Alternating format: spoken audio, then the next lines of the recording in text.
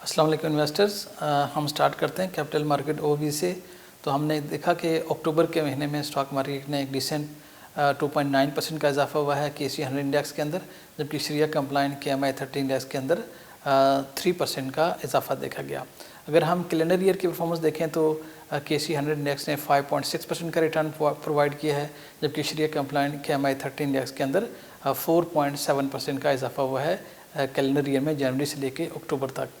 अगर हम अक्टूबर के महीने में स्टॉक मार्केट की परफॉर्मेंस देखें तो मंथ का आगाज़ जो है वो वीक नोट पे हुआ, जहाँ पे हमने देखा कि फ़र्स्ट हाफ़ के अंदर अक्टूबर के महीने में मार्केट में नेगेटिव सेंटीमेंट प्रिवेल किया है और एक हमने देखा सतह तक 3.7% का डिक्लाइन हो चुका था मार्केट के अंदर। और उसकी मेन वजूहत वही करंट अकाउंट के जो बढ़ता हुआ खसारा है उसके ऊपर इन्वेस्टर्स की कंसर्न, फिर कि कॉर्पोरेट प्रॉफिटेबिलिटी क्या इम्पैक्ट होगा आफ्टर डिवैल्यूएशन और कमोडिटी प्राइसेस के इंक्रीज़ होने से। लेकिन फिर हमने देखा कि मार्केट ने एक पॉजिटिविटी नज़र आई toward the latter half of the month, जहाँ पे मार्केट ने एक डिसेंट रिकवरी हमने देखी अपने बॉटम से। उसकी मेन अगर वजूहत देखें तो सबसे बड़ी वजूहत जो हम नज़र आती हैं उनमें सऊदी अरेबिया की तरफ से पाकिस्तान के लिए फाइनेंशियल सपोर्ट पैकेज का अनाउंसमेंट आया, जहाँ पे $3 बिलियन के डिपॉजिट होंगे सेंट्रल बैंक के अंदर, सेफ डिपॉजिट, और इसके साथ साथ $1.2 बिलियन की डेफर्ड ऑयल पेमेंट्स फैसिलिटी भी इसका अनाउंस किया गया था, जिससे मार्केट के अंदर काफ़ी ज़्यादा सेंटीमेंट जो है उसमें बेहतरी आई। फिर दूसरी जो मेन वजह नज़र आती है वो है कॉर्पोरेट अर्निंग्स का जो सीज़न है, इसमें कंपनीज़ ने बेटर देन एक्सपेक्टेशन जो है वो रिज़ल्ट अनाउंस किए हैं, जिसमें सिक्लिकल सेक्टर से लेके डिफेंसिव सेक्टर सब ने जो है अच्छी अर्निंग्स पोस्ट की, जिससे इन्वेस्टर का कॉन्फिडेंस जो मार्केट के ऊपर बहाल हुआ और कॉर्पोरेट प्रॉफिटेबिलिटी के जो कंसर्न थे उसमें काफ़ी ज़्यादा उसमें ईज़ ऑफ होते हुए देखा। फिर एक और जो वजह नज़र आती है कि करंट अकाउंट की और बैलेंस ऑफ पेमेंट के जो ज़ाहिर रिस्क हैं उसको मिटिगेट करने के लिए सेंट्रल बैंक ने और गवर्नमेंट की तरफ से पॉलिसी मेजर्स लिए गए, जिसमें एक तो आपने देखा कि रुपी को जो है वो अपने market determine exchange rate policy के तहत उसमें हमें कमी देखी तक हम अपनी इंपोर्ट्स को कंटेन कर सकें। इसके साथ साथ गवर्नमेंट ने भी जो है ना वो ड्यूटीज़ इम्पोज की हैं नॉन एसेंशियल इंपोर्ट्स के ऊपर। फिर कैश मार्जिन की रिक्वायरमेंट जो 100% है उसको एक्सपेंड किया गया डिफरेंट आइटम्स के ऊपर।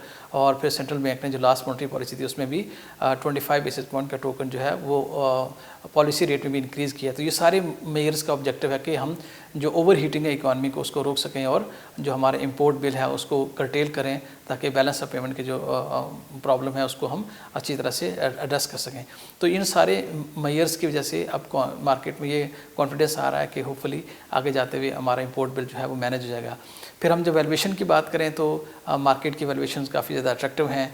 5.9 टाइम एस्टिमेटेड अर्निंग्स के ऊपर मार्केट ट्रेड कर रही है और 5.7% का डिविडेंड यील्ड ऑफर करती है।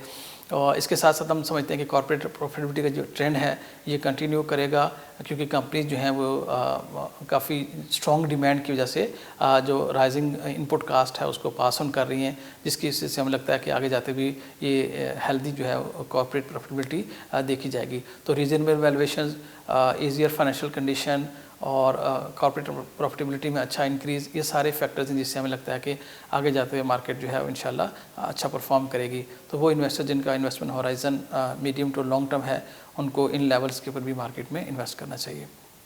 अगर हम मनी मार्केट साइड पे हैं फिक्स इनकम में, तो सोवरेन यील्ड जो हैं जैसे कि हमने देखा कि हमने लास्ट मॉनेटरी पॉलिसी में 25 बेसिस पॉइंट का इंक्रीज़ हुआ और फर्दर भी लग रहा है कि अपकमिंग मॉनेटरी पॉलिसी के अंदर जो नवंबर के एंड में आएगी उसमें स्टेट बैंक फर्दर जो है वो कुछ हाइक करेगा।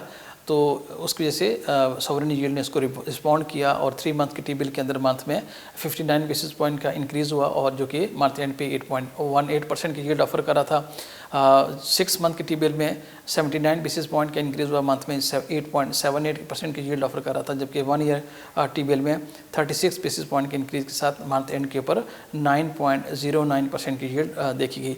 3 ईयर PIB में 17 बेसिस पॉइंट का इंक्रीज़ हुआ है, जो कि 9.89% की यील्ड ऑफर कर रहा था मंथ एंड के ऊपर। 5 ईयर PIB में 20 बेसिस पॉइंट के इंक्रीज के साथ 10.1% की यील्ड नोट की गई मंथ एंड पे, जबकि 10 ईयर PIB में 55 बेसिस पॉइंट के इंक्रीज के साथ अराउंड 11% के ऊपर हमने बॉन्ड को 10 ईयर के बॉन्ड का हमने ट्रेड होते हुए देखा।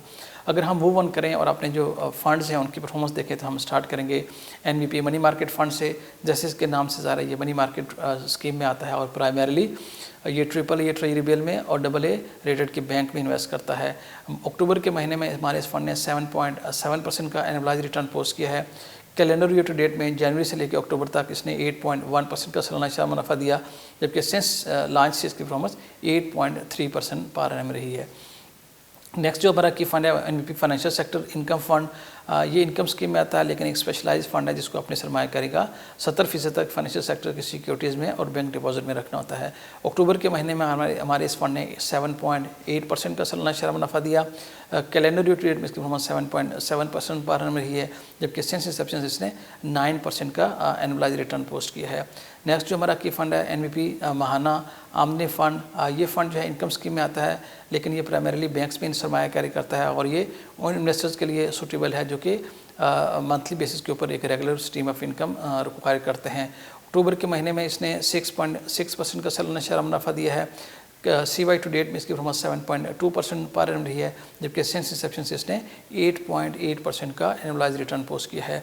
नेक्स्ट जो हमारा की फंड है वो एनवीपी इस्लामिक महाना आमदनी फ़ंड, ये भी इनकम स्कीम में आता है, शरिया कंप्लाइंट फ़ंड है और ये भी प्राइमरीली बैंक डिपॉजिट में सरमायाकारी करता है। अक्टूबर के महीने में हमारे इस फंड ने 6% का सालाना शेयर मुनाफा दिया।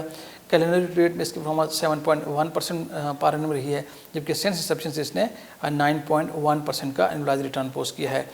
नेक्स्ट जो हमारा की फ़ंड है वो एनवीपी सरमाया इजाफा फ़ंड, इस फंड की अगर परफॉर्मेंस देखें तो इसने अक्टूबर के महीने में 5% की इसकी नेट एसेट वैल्यू में इंक्रीज़ हुआ है। कैलेंडर रेट में इसने 6.2% का रिटर्न पोस्ट किया है, जबकि सिंस इंसेप्शन से इसने 13.2% का एनुअलाइज रिटर्न पोस्ट किया है। नेक्स्ट जो हमारा की फ़ंड है वो एनपी इस्लामिक सरमाया इजाफा फ़ंड, ये फ़ंड एसेट एलोकेशन स्कीम में आता है, ये शरिया कंप्लाइंट फ़ंड है और ये मनी मार्केट में इनकम और स्टॉक मार्केट में सरमायाकारी करता है। अक्टूबर के महीने में इसकी नेट एसेट वैल्यू में 3.5% का इजाफा हुआ है, जबकि कैलेंडर रेट में इसने 7.5% का रिटर्न पोस्ट किया है, जबकि सिंस इंसेप्शन से इसकी परफॉर्मेंस 11.9% पर एनम रही है।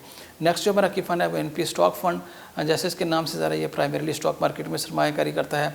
अक्टूबर के महीने में इसकी नेट एसेट वैल्यू में 6% का इजाफा हुआ है, जबकि कैलेंडर रेट में इसने 7.8% का रिटर्न पोस्ट किया है और सिंस इंसेप्शन से इसने 12.9% का सालाना शेयर मुनाफा दिया अपने इन्वेस्टर्स को। नेक्स्ट जो हमारा की फंड है वो एनपी इस्लामिक स्टॉक फंड, ये शरिया कंप्लाइंट फ़ंड है और प्राइमरीली ये स्टॉक मार्केट में सरमायाकारी करता है। अक्टूबर के महीने में इसकी नेट एसेट वैल्यू में 4.1% का इजाफा हुआ, जबकि कैलेंडर रेट में इसने 5.2% का रिटर्न दिया अपने इन्वेस्टर्स को और सिंस इंसेप्शन से इसकी परफॉर्मेंस 7.5% पर एनम रही है। अगर हम मूव ऑन करें हमारे पेंशन फंड की परफॉर्मेंस देखें तो हम स्टार्ट करेंगे नफ़ा पेंशन फंड से। इसके इक्विटी सब फंड ने अक्टूबर के महीने में 6.3% का रिटर्न दिया अपने इन्वेस्टर्स को, जबकि कैलेंडर रेट में इसकी नेट एसेट वैल्यू में 10.2% का इजाफा हुआ, जबकि इसी पीरियड में KC 100 इंडेक्स में 5.6% का रिटर्न दिया है। सिंस इंसेप्शन से हमारे इक्विटी सब फंड जो नफ़ा पेंशन फंड है उसने एक्सेप्शनल परफॉर्मेंस दिया और 17.2% का सालाना शेयर मुनाफा दिया versus 9.5% annualise return posted bye KC 100 index. अगर हम डेट सब फंड की बात करें नफ़ा पेंशन फंड के, उसने अक्टूबर के महीने में 7% का एनुअलाइज रिटर्न दिया, जबकि कैलेंडर ईयर टू डेट में इसने 7.5% का एनुअलाइज रिटर्न पोस्ट किया है और सिंस इंसेप्शन से इसकी परफॉर्मेंस 8.8% पर एनम रही है। मनी मार्केट सब फंड ने अक्टूबर के महीने में 7.4% का सालाना शेयर मुनाफा दिया। कैलेंडर रेट में इसकी 6.7% पर एनम रिटर्न रहा है, जबकि सिंस इंसेप्शन से इसने 6.8% का एनुअलाइज रिटर्न पोस्ट किया है। अगर हम नफ़ा इस्लामिक पेंशन फ़ंड की परफॉर्मेंस देखें तो इक्विटी सब फंड ने 4.4% का रिटर्न दिया। कैलेंडर रेट में इसकी नेट एसेट वैल्यू में 10.4% का इजाफा हुआ, जबकि इसी पीरियड में KMI 30 इंडेक्स ने 4.7% का रिटर्न दिया है। सिंस इंसेप्शन से हमारे इक्विटी सब फंड ने नफ़ा इस्लामिक पेंशन फ़ंड के 17.2% का एनुअलाइज रिटर्न पोस्ट किया है, जबकि इसी पीरियड में KMI 30 इंडेक्स में 8.4% का एनुअलाइज जो है वो इजाफा हुआ। डेट सब फंड ने अक्टूबर के महीने में 4.8% का एनुअलाइज रिटर्न दिया है।